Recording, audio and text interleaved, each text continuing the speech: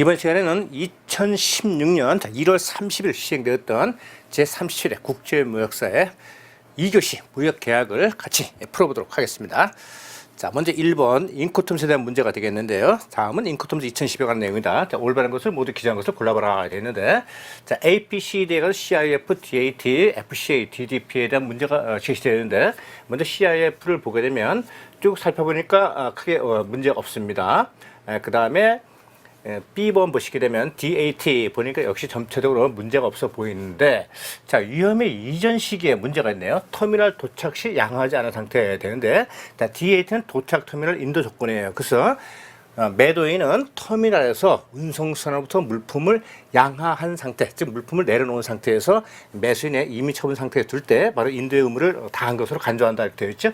그러니까 양하하지 않은 상태가 아니고 양하한 상태, 즉 언로딩, 언로드한 상태로 인도를 해야지만이 위험의 이전으로부터 이제 해제가 되는 것이죠. 그래서 딱 보니까 지금 B가 딱 틀렸는데, 그러면 잽싸게 눈치 빠른 사람은 빨리 이 보기로 오셔야 되겠어요. 보니까 1, 2, 3, 4번 중에서 그럼 B가 포함된 것만 고르면은 그것이 바로 정답이 되겠죠. 그때 공교롭게 보니까 1번, 2번, 4번은 전부 다 B가 다 포함되어 있어요. 근데 3번 보니까 B가 빠져 있잖아요. 그죠? 그러면 이럴 때는 이것이 B가 확실히 틀렸다고 판단이 딱 되면은 바로 3번을 정답으로 탁 찍으시고, 왜냐면 다른 것들은 B가 있으니까 정답이 될 수가 없잖아요. 그죠? 그러면 바로 2번으로 넘어가면 시간을 이제 훨씬 단축할 수 있겠어요.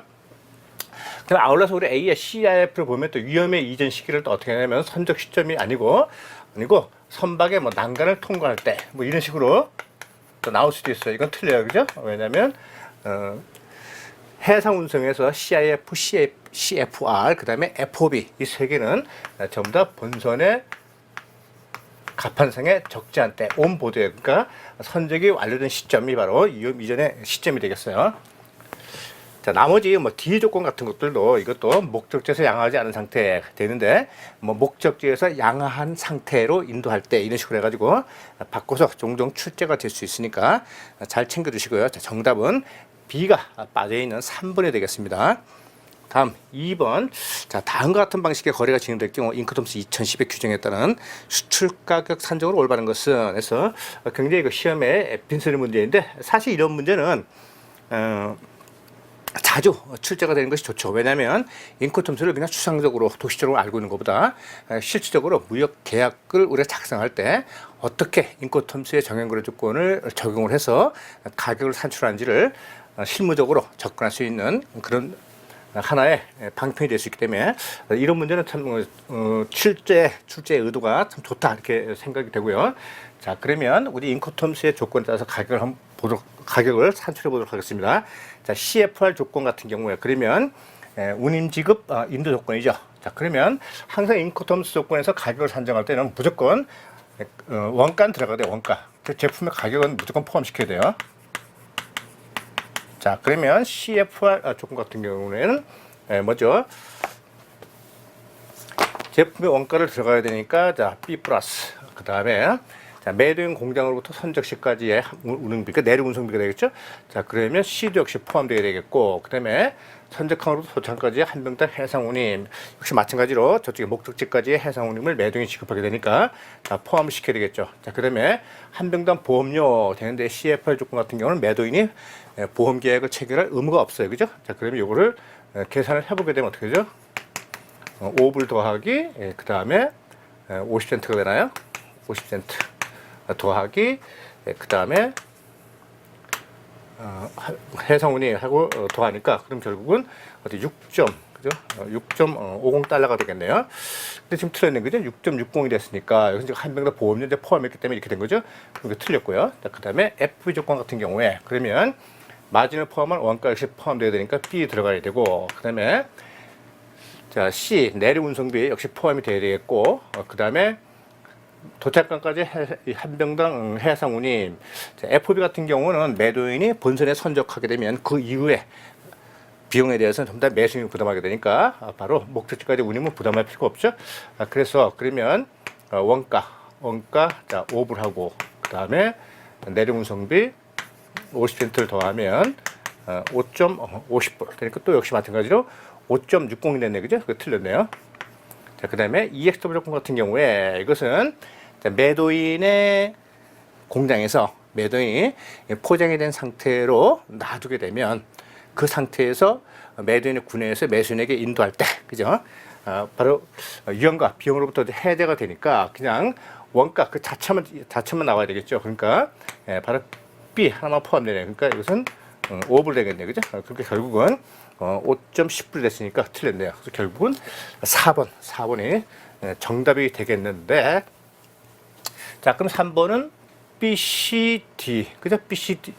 BCD 이 F를 다 포함한다고 생각하면 또 헷갈릴 수 있어요. 왜냐하면 지금 2번 같은 경우는 빼야 되겠어요. 그래서 4번 같은 거는 BCD 플러스 F 이건 되지만은 여기에 2가 들어가면 안 돼요. 왜냐하면 DAP 조건 같은 경우에는 매도인이 스스로의 위험에 대비해서 뭐 보험 계약을 체결할 수는 있지만은 정형거래 조건상 매도인이 의무적으로 매수인을 위해서 보험 계약을 체결해야 할 의무는 없기 때문에 바로 이 한병당 보험료 20불을 포함시키면 안 되겠어요.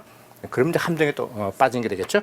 자, 그래서 정답은 DAP 조건의 경우에 7불 50센트가 정답이 되겠습니다.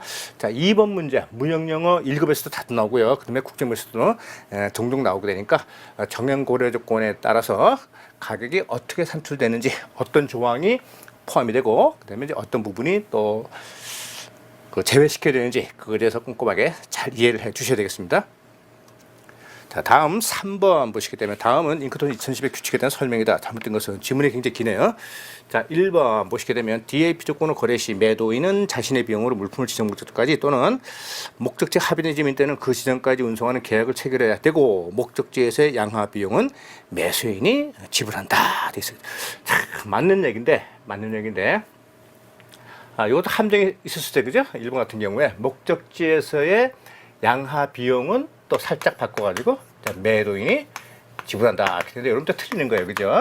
자, 잉크돔스 여러 가지 조건 중에서 매도인이 운송선으로부터 물품을 내려놓아서 언로딩, 양하해서 매수인에게 인도의 조건은 딱 하나밖에 없다고 했어요, 그죠? 뭐였죠? DAT 하나밖에 없어요, 그죠? 그러니까 요거만 다 기억하고 계시면 뭐 이렇게 함정이 나와도 얼마든지 피해갈 수 있겠죠.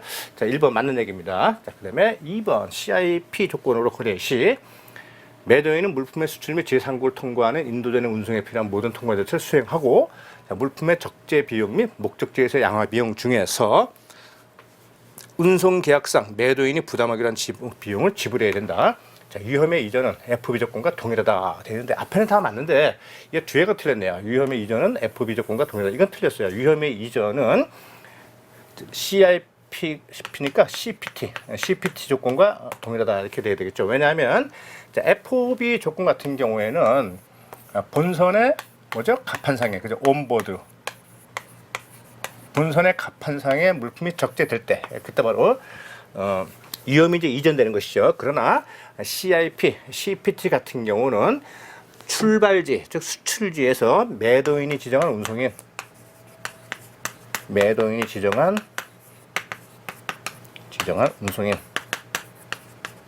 자, 매도인이 지정한 운송인에게 물품을 인도한 때 그때 바로 위험의 이전으로부터 매도인은 해제가 되는 것이죠.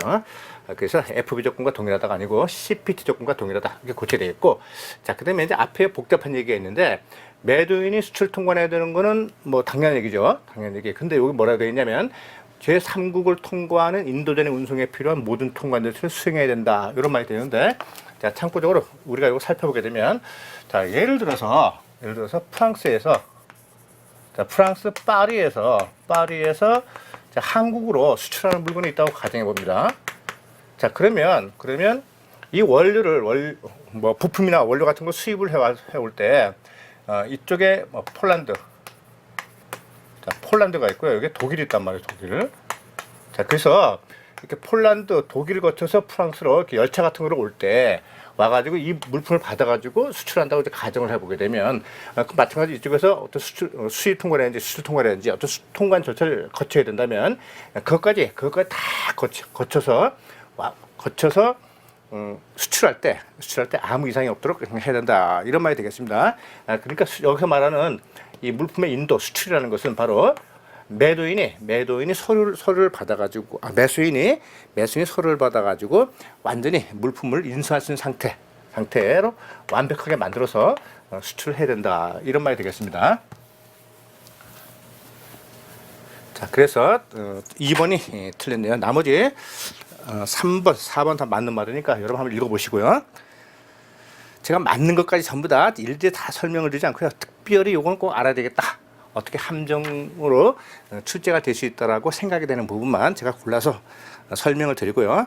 맞는 것까지 전부 다 설명을 드리게 되면 책을 줄줄 읽어야 되니까 여러분 굉장히 지루하실 것 같아서 그런 부분은 가급적이면 넘어가고 꼭 필수적으로 알아야 되는 부분만 발췌해서 맞는 거라 하더라도 설명을 드리도록 하겠습니다. 자, 네 번째, 다음은 잉크톰스 2010의 규칙에 대한 설명이다. 올바른 것을 모두 기재한 것은 하고 묻고 있는데, 자, A번 잉크톰스 2010에서는 원칙적으로 위험 이전과 제품의 인도 시점을 동일하게 규정하고 있다. 이거 맞습니다. 이게 무슨 말이냐면요, 우리 FB 같은 거 한번 볼까 다시. 자, FB 같은 경우에는 물품을 본선에 가판상에 적재할 때 바로 인도 의무를 다한 것을 보잖아요, 그죠? 자, 그러면 이렇게 가판상에 적재했을 때 그럼 바로 안전하게 매도인은 매수인에게 이전한 것을 보고, 그러니까 위험이 이전된 것이죠.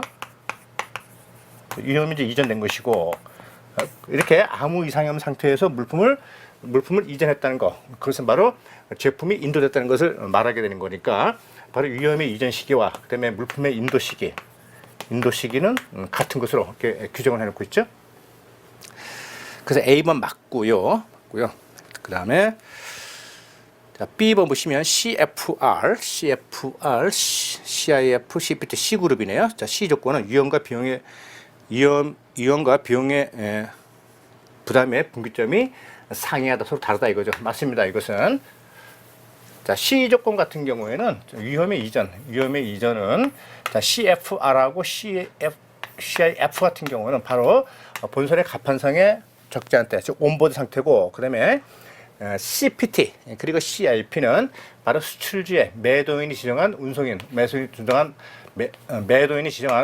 물품을 인도한 때, 그때 바로 위험으로부터 이제 벗어나지만, 바로 이 목적지까지의 운임이라든지 그다음에 운송비라든지 이건 전부 다 매도인 부담하게 되니까 위험의 이전은 선적지 수출지에서 종료가 되고, 그다음에 이제 비용은 바로 저쪽에 목적지에서 종료되니까 바로 위험과 비용 부담의 조건이 서로 다르다, 즉 상이하다, 맞습니다. 자, 그다음에 잉크톰스 2010에서는 대금 지급 시기 및 소유권의 이전 시기에 관하여 규정하고 있다. 자, 굉장히 빈출되는 규정인데, 이거는 뭐 강의를 좀 더 충실하게 듣고 그러면 기출문제를 많이 풀어보신 분들은 바로 아실 거예요, 그죠? 자, 잉크톰스 2010에서는 대금 지급의 시기 및 그다음에 소유권의 이전 시기에 대해서는 즉 규정하지 않고 있어요. 왜냐하면 소유권의 이전이라는 것은 운송 서류를 누가 갖고 있냐에 따라서, 즉 배서와 양도라는 이러한 권리 이전의 절차가 있기 때문에 그런 것들에 대한 복잡한 절차 사항을 거쳐야지만이 바로 물품의 인도가 이루어지기 때문에 잉크톰스 2010에서는 그런 건 다 빼고, 그다음에 매도인이 어느 지점까지 비용을 부담할 것인지, 그다음에 언제 인도할 때 위험으로부터 해제가 되는 것인지, 그런 것들에 대해서만 규정을 해놓고 있어요. 그래서 10번은 틀렸네요. 자, 그럼 우리 아까 1번에서 배웠던 스킬을 동원해서, 그러면 C가 들어있는 거 그만 빼면은 바로 또 정답이 되겠죠. 자, 그러면 보기 1, 2, 3, 4번 중에서 C가 포함된 것은 1번, 2번, 4번이네, 그죠? 3번만 지금 C가 빠져 있잖아요, 그죠? 그럼 정답이 또 3번 되겠습니다. 자, 다음에 5번. 자, 잉크톰스 2010에 대한 설명이다. 계속 지금 잉크톰스에 대한 내용이 나오고 있네요. 자, 잉크톰스 2010은 무역거래에 수반된 매도인과 매수인의 법률관계, 즉 매도인의 의무와 매수인의 의무의 내용을 11개의 정형거래 조건별로 설명하고 있다. 자, 그런데 정형거래 조건, 그러니까 뭐 FCA라든지 그다음 FAS, FOB, 그다음에 뭐 DAP, DDP 이런 식으로 해가지고 정형거래 조건은 11개가 맞는데, 각각의 정형거래 조건, 예를 들어서 FOB라는 정형거래 조건이 있으면 이것을 각각 매도인과 매수인의 의무에 대해서는 대칭해서 10개씩 해놨어요. 그래서 매도인 A, 매수인 자 B 그래가지고 만약에 뭐 보험이라든지 이런 게 있다면 뭐 매도인은 보험 계약을 체결할 필요가 없다. 뭐 매수인도 역시 보험 계약을 체결할 필요가 없다. 이런 식으로 해가지고 보험이라든지 그다음에 운송 계약이라든지 이런 거에 대해서 각각 10개 조항. 그러니까 A, 1, 2, 3, 4 해가지고 10개. 그다음에 이쪽도 마찬가지로 1, 2, 3 해가지고 10개씩 해가지고 각각의 정행거래 조건은 11가지이지만 한 가지이지만 개별적인 하나하나의 정행거래 조건에는 별도로 매수인과 매도인의 의무를 10가지씩 딱 규정을 해가지고 서로 딱 대칭되게끔 이렇게 규정해 놓고 있다. 이것도 반드시 기억을 해 주시기 바랍니다. 그래서 2번 맞고요. 자, 2번 맞는 게 아니고 1번 맞고요. 자, 2번 인코텀스 2010은 운송 방식에 따른 분류를 개정. 기존 분류 방식에서 운송 방식 불문 규칙, 그러니까 복합 운송이 되겠죠. 그다음에 해상 운송 전용 규칙으로 변경했다. 뭐 인코텀스 기본에 해당하는 내용이고, 자 3번 보시면 인코텀스 2010은 ICC가 설립되어 있는 모든 국가의 무역거래 당사자가 계약 체결 시에 자동 적용되도록 규정함으로써 사용 가능 범위를 크게 확대하였다. 되는데. 무역거래 당사자가 계약 체결에 자동 적용되도록 규정함으로써 이건 틀렸어요. 왜냐하면 인코텀스는 임의 규약이에요. 임의 규약. 그래서 매매 당사자가 이것을 집어넣을 수도 있고 뺄 수도 있고 그 다음에 이 정행거래 조건을 어떤 합의에 따라서 임의대로 변형해서 이렇게 사용할 수 있어요. 그리고 자동 적용되는 이런 강제 조항이라든지 그런 것이 아니다. 즉 임의 선택이다. 자, 그런데요. 근데 여기서 CISG 비엔나 협약 같은 경우는 비엔나 협약에 만약에 매매의 양 당사자 국가가 최약국이다. 둘 다 최약국이다. 그러면 매매 당사자가 이거 안 돼. CISG 우리는 채택하지 않을 거야라고 계약서에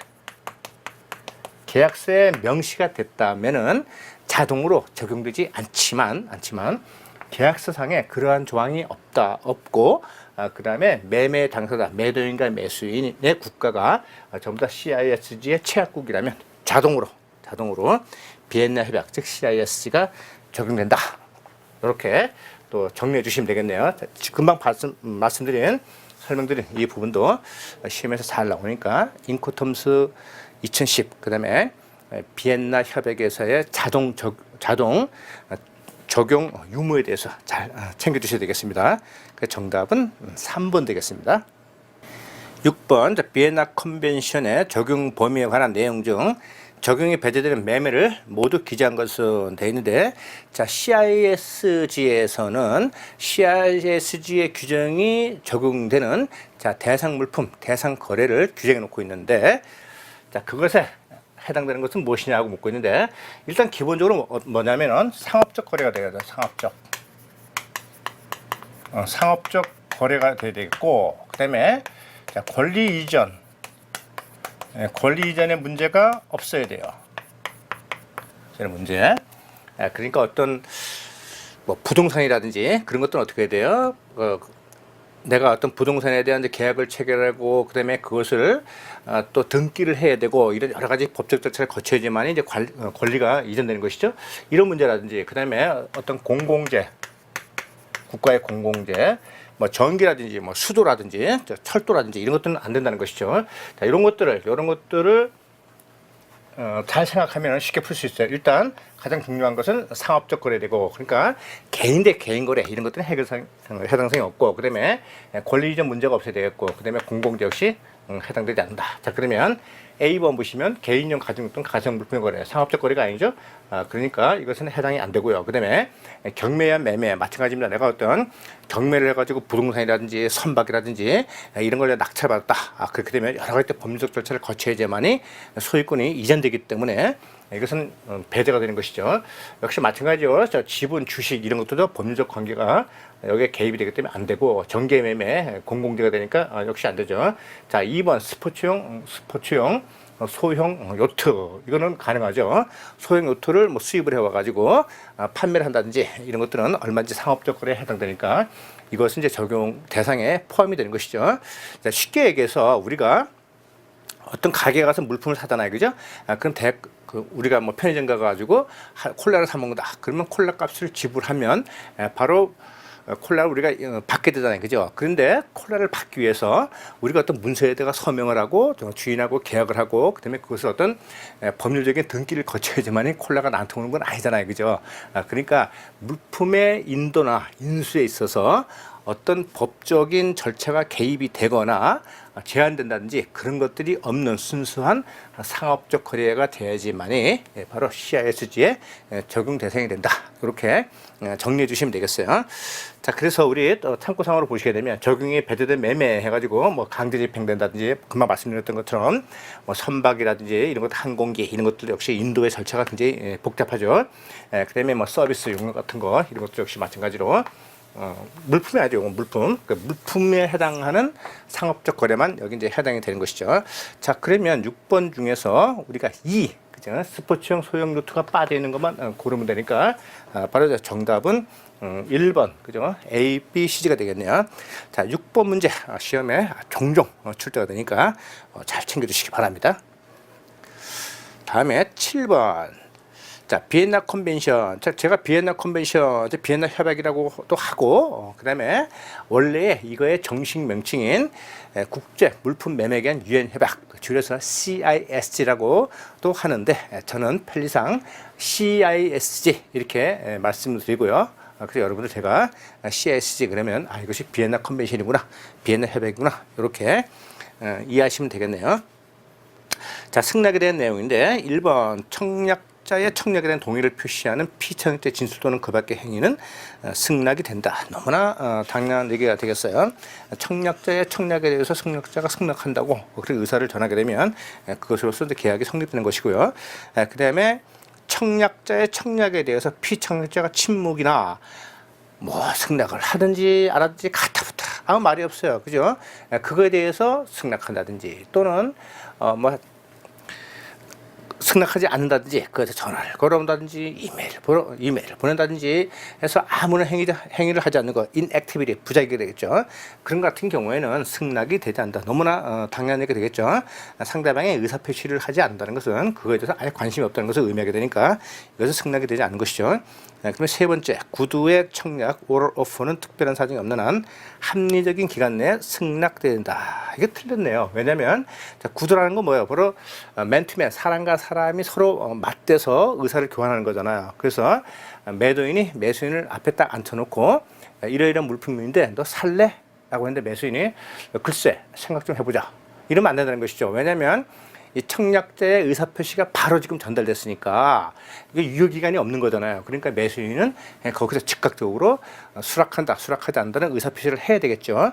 마찬가지로 전화 같은 것도 마찬가지겠죠. 내가 전화를 딱 해가지고 매도인이 전화를 해서 매수인이 받았다. 그래서 어떤 청약의 의사를 밝히게 되면 내가 이제 구두로 청약한 것이고 그것이 매수인에게 도달됐으니까 매수인은 그거에 대해서 즉시 예스나 노냐를 밝혀야 되겠어요. 그래서 특별한 사정이 없는 합리적인 기간 내에 승낙되어야 된다가 아니고 즉시 승낙. 이거 특별한 사정이 없는 한 합리적인 기간 내에 이거 다 빠지고 구두의 청약은 즉시 승낙되어야 된다. 그게 맞는 규정이 되겠습니다. 그래서 정답 3번 되겠고요. 다음 8번 계속해서 비엔나 협약이 쭉 나오고 있네요. CISG에서 규정하고 있는 계약의 해제와 관련하여 잘못된 것은 묻고 있는데, 자, 매도인이 대금을 반환해야 하는 경우 대금이 지급된 날로부터 그에 대한 이자도 지급해야 된다 되는데, 자, 이건 어떤 경우냐면요. 일단 1번은 맞습니다. 어떤 경우냐면 자, 매도인이 있고 매도인, 매수인이 있는데 이 금액이 예를 들어서 뭐 만불이에요. 만불짜리인데 계약이 매수인이 이거에 대해서 예를 들어서 뭐 7,000불. 자, 7,000불을 선금으로 먼저 냈단 말이에요, 선금. 자, 선금을 냈는데 계약이 해제가 됐어요. 해제가 되면 다시 매도인은 자신이 받았던 다시 선금을 받던 7,000불을 매수인에게 돌려줘야 되겠죠, 그죠? 근데 돌려줘야 되는데 그러면 그 동안에 매도인이 7,000불을 갖고 있음으로써 이 7,000불에 대해서 이자가 발생했겠죠, 그죠? 만약에 이자가 발생했다면 이것도 계약 이행과는 아무런 상관이 없기 때문에 이 이자도 성금의 이자를 더해서 매수인에게 돌려줘야 된다, 이런 말이 되겠습니다. 그래서 1번 맞습니다. 자, 그러면 2번 보시면 계약의 해제는 손해배상 의무를 포함하여 양 당사자가 계약상의 모든 의무로부터 해방된다, 이거 아닙니다. 자, 계약이 해제가 되었다 하더라도 계약의 해제로 인해서 어느 상대방이 피해를 입었다면 그거에 대해서 손해배상을 해야 되고, 그 다음에 이행하지 못한 게 있다면 그거에 대한 의무까지도 전부 다 이행을 다 해야 되겠어요. 자, 근데 어떤 경우냐면은 이런 경우 볼까요? 우리 할부 선적 같은 경우를 이제 보게 되면, 할부 선적 또는 할부 인도 이렇게 보게 되면, 자, 그러면 1차, 2차, 3차 이렇게 했어요, 그죠? 그래서 뭐 100개씩 이렇게 오기로 했는데, 100개씩 이렇게 오기로 했는데, 이 3차분이 지금 미인도가 된 상태예요, 미인도. 자, 그래가지고 그러면 매수인이 이것을 빨리 인도해달라, 그래가지고 추가 설정 기간도 정해졌음에도 불구하고 이 매도인이 그걸 이행하지 못했단 말이에요. 그렇게 되면 이제 계약이 해제가 되겠죠? 계약이 해제돼요. 그러면 바로 이 세 번째 분을 매수인이 받지 못해서 생긴 어떤 경제적 손해가 있다면 그거에 대해서 당연히 매도인은 손해배상을 해야 돼요. 손해배상을 해야 되고, 자, 그러면 아울러서 매수인이 만약에 매도인에게 1차분과 2차분에 대해서 마찬가지로 미지급했다, 대금 지급을 하지 않았다, 그러면 계약을 해제하게 되면 바로 이렇게 자신이 받았던 1차분, 2차분에 대한 대금도 역시 지급을 해야 돼요. 그것이 바로 대금 지급 의무라든지 바로 이런 말이 되겠어요. 그래서 2번 같은 경우는 계약이 해제됐다고 해서 모든 의무로부터 계약의 당사자가 해방되는 것이 아니고, 지금 미처 이행되지 않은 인도 의무, 대금 지급 이런 것들에 대해서는 전부 다 의무를 이행을 해야 된다. 그래서 정답 8번 되겠습니다. 정답 8번이 아니고 8번의 정답은 2번이 되겠습니다. 2번. 자, 그 다음에 9번. 다음은 무역계약의 법률적 성격에 대한 설명이다. 올바른 것을 모두 기재한 것을 골라봐라, 이렇게 되는데, 자, A번 무역계약은 매도인의 물품들을 포함한 계약 이행의 내용에 대하여 매수인이 그 반대급부로서 경제대가의 지급을 수반하는 약인의 계약, 즉 유상계약의 특성을 갖고 있다 되어 있어요. 그러니까 매도인이 물품 인도에 대해서 매수인은 그에 대한 대가를 지불해야 된다. 그러니까 바로 이것이 이제 유상계약의 특징이다, 이런 말이 되겠고요. 맞습니다. B번 무역계약은 계약 당사 쌍방이 각각 상대방에 대하여 교환적 내지 대가적 의무를 지닌 채무를 부담하게 되는 계약, 즉 쌍무계약의 특성을 가지고 또 있다. 맞습니다. 자, 매도인은 계약을 체결하게 되면 물품의 인도 의무가 있고, 그다음에 매수인은 그 물품의 인도에 대해서 대가를 지불해야 되는 또 의무가 있게 되는 것이죠. 즉 지급의 의무가 있죠. 그래서 하나는 인도의 의무, 하나는 또 대금 지급의 의무. 그래서 쌍무계약 특성을 갖고 있어요. 맞습니다. 그다음에 C번, 자, 무역계약은 계약 당사자 쌍방의 계약 체결한 의사표시의 합치만으로 계약이 성립되는 요건계약의 특성을 갖고 있다. 틀렸네, 그죠? 자, 무역계약은 계약 당사 쌍방의 계약 체결한 의사표시 합치만으로, 그러니까 청약, 오퍼에 의해서 상대방이 업스텐스 승낙을 하게 되면 그것만으로 계약이 성립이 되는 요건계약이 아니고 낙성계약, 그죠? 낙성계약의 특징을 갖고 있어요. 요건계약은 뭐 요물계약이라고도 하는데, 청약과 승낙이 이루어지기 위해서는 어떤 특정한 요건을 갖춰야 되는 거. 예를 들어서 우리 부동산 매매 같은 경우가 가장 대표적인 게 되겠는데, 내가 땅을 팔았다고 해서 그리고 내가 땅을 샀다고 해서 바로 그 땅이 내 물건이 되는 것은 아니죠. 그거에 대한 권리를 등기소에다가 바로 등기를 하게 됨으로써 그런 절차를 거쳐야지만이 바로 부동산의 권리가 나에게 이전되는 것이죠. 자, 이런 것들이 바로 이제 요건계약 또는 요물계약, 이런 특징이 되겠고요. 그 다음에 아울러서 현재 매매계약의 대상이 되는 물품이 존재만 된다. 이것도 역시 마찬가지로 요물계약 또는 요건계약의 특성이다. 이렇게 보시면 되겠어요. 자, 그러면 C번이 틀렸는데, 그러면 C번에 들어가 있는 거는 답이 아니겠네요, 그죠? 그러면 1, 2, 3, 4번 보기를 보니까 역시 2번 조항에만 C가 빠져 있네요. 그럼 정답은 2번 되겠습니다. 자, 계속해서 10번 보시면 다음은 구속력 유무에 따른 청약의 종류에 대한 설명이다. 자, 올바른 것을 기재한 것을 골라봐라 이렇게 되어 있는데, 자, 10번 같은 경우에는 A, B, C, D가 전부 다 맞는 소리입니다. 맞는 소리, 맞는 규정이고요. 그래서 맞는 걸 제가 새삼스럽게 또 설명드리면 여러분 지루하니까, 자, 여러분들 이거 다 읽어보시고요. 그 다음에 11번 문제로 넘어가도록 하겠습니다. 11번 다음의 청약과 승낙의 방식 중에서 무역계약의 성립으로 연결되지 않는 것을 골라봐라 되는데, 1번, 자, 한국의 매도인이 발행한 청약에 대해 일본의 매수인이 수입신용장 개설을 통보하였다. 이것은 무역계약이 성립되죠. 왜냐하면 우리 CISG에서 피청약자가 청약자에게 통지 없이 물품의 대금을 지급을 하거나, 또는 매도인이 매수인에게 통지 없이 바로 물품을 인도했다. 그렇게 되면 바로 그 청약을 승낙한 것으로 간주를 해서 무역계약이 성립이 되는 것으로 우리 다 배웠죠. 자, 그 다음에 2번 보시면 프랑스의 매수인이 발행한 청약에 대하여 한국의 매도인이 수출 물품 환적을 허용하는 것을 내용으로 한 매매계약서를 송부했다 되는데, 이건 틀렸어요. 자, 청약의 원칙은 뭐냐면 경상의 원칙이에요. 경상의 원칙. 즉 mirror 이미지. 그래서 청약의 내용이 거울에 비친 것처럼 승낙의 내용도 그것을 그대로 받아들여야지만이 계약이 성립되는 것을 원칙으로 하고 있어요.